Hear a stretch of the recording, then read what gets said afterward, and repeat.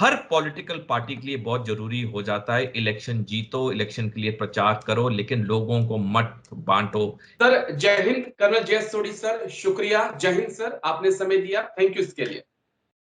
जय हिंद राजेश जी, ये मेरा सौभाग्य कि मैं आपके चैनल पर हूं। जी सर एक खबर कल मीडिया में आई। मीडिया तो चलो उस खबर को नहीं दिखा रहा है, लेकिन मुझे लगा कि दो फौजियों को इसके ऊपर बात करनी चाहिए। जिस प्रकार से कल एक कमांडो यूनिट है मणिपुर पुलिस की, उसके सरेंडर का जो मैंने वीडियो देखा वो बेहद हैरान करने वाला था सर।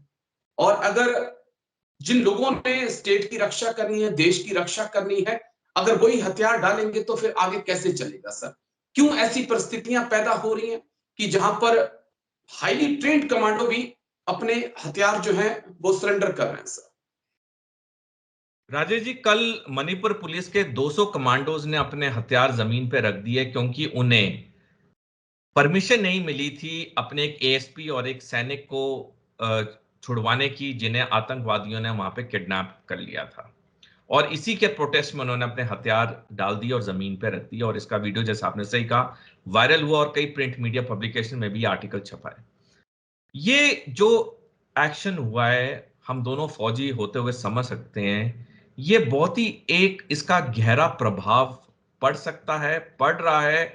और इसका ये जो फॉल आउट है, ये किसी भी पुलिस फोर्स के लिए या यूनिफॉर्म सर्विस के लिए ये अच्छा नहीं है, क्योंकि ये दिखाता है कि ऐसा करके वो जो 200 सैनिक थे, कमांडोज थे मणिपुर पुलिस के, उनका मनोबल कितना कम हो गया कि उन्होंने हथियार जमीन पर डाल दिए। आपने भी कई साल नौकरी की है फौज में, मैंने भी कई साल नौकरी की है फौज में। हमने कभी ऐसा इंसिडेंट नहीं देखा है। अगर कोई आतंकवादी घटना भी होती है तो सेना की टुकड़ियां ऑल आउट जाती हैं उस ऑपरेशन को सफल करने के लिए। तो मणिपुर पुलिस के कमांडोज, और कमांडोज किसी फोर्स में सबसे हाईली ट्रेंड होते हैं, तो कमांडोज अगर ये एक्शन कर रहे हैं तो ये दिखाता है कि जो मनोबल है मणिपुर पुलिस का, वो बहुत कम हो चुका है। और इसके लिए जो स्टेट गवर्नमेंट है उसे प्रिकॉशंस लेने चाहिए, उसे एहतियात तौर पे कई चीजें करनी चाहिए, जिससे कि ये इनका जो मनोबल है वो ऑल टाइम हाई पे रहे।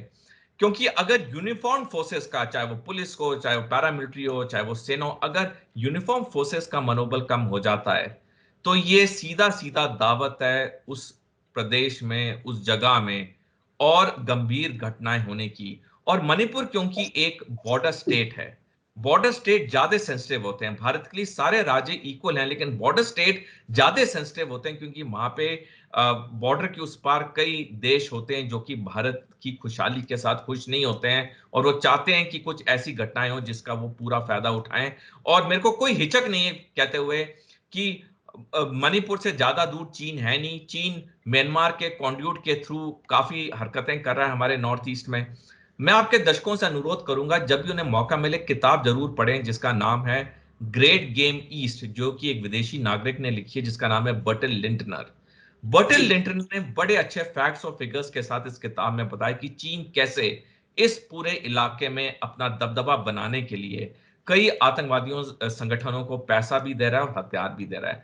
तो जब हमारे वहां पे इतनी बड़ी समस्या खड़ी है चीन के रूप में, और ऐसे मौके पे किसी स्टेट की पुलिस फोर्स के कमांडोज हथियार डाल दें, ये तो एक बहुत ही गहरी और गंभीर बात है।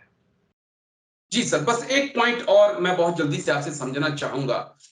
मणिपुर भारत का हिस्सा था, है और रहेगा। अगर वो हथियार वहां तक पहुंच रहे हैं खुलेआम, अगर वहां पर ट्रेनिंग कैंप चल रहे हैं, कुकी मैतेई आपस में लड़ रहे हैं, तो हल तो सर भारत को ही खोजना होगा। चीन तो कभी नहीं चाहेगा कि हिंदुस्तान का मणिपुर शांत हो या नॉर्थ ईस्ट शांत हो। उसने कभी नहीं चाहा कि जम्मू कश्मीर शांत हो, तो वो क्यों चाहेगा? लेकिन पहल तो हमें करनी होगी सर। हम कहाँ चूक रहे हैं, पॉइंट ये है मेरा। राजेश जी, देखिए, हर राजनीतिक पार्टी के लिए इलेक्शन जीतना उनका लक्ष्य होता है, उसमें कोई खराब बात नहीं है। लेकिन इलेक्शन जीतने के लिए लोगों को बांटना, लोगों में दरारें पैदा करना, यह हमारे देश के लिए दिक्कत पैदा करेगा और कर भी रहा है। मैं आपके दर्शकों का ध्यान लेके जाना चाहूंगा म्यांमार में, जिसे पहले बर्मा कहते थे। 1947 में ओंग सैन जो कि वर्तमान बर्मा के, म्यांमार के राजनेता ऑंग सैन सुकी के पिताजी हैं।